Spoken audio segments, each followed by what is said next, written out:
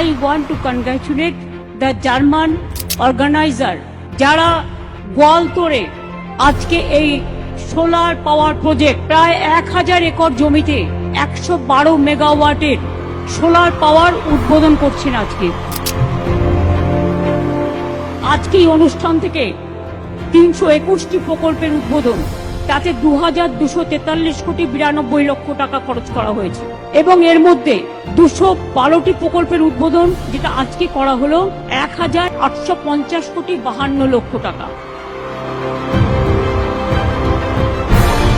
শিল্পকে শুধু গল্পের পর্যায়ে ফেললে হবে না, শিল্প তৈরি করাটা অবশ্যই মনে রাখবেন কর্মসংস্থান সৃষ্টি করে, আর্থিক উন্নয়ন করে।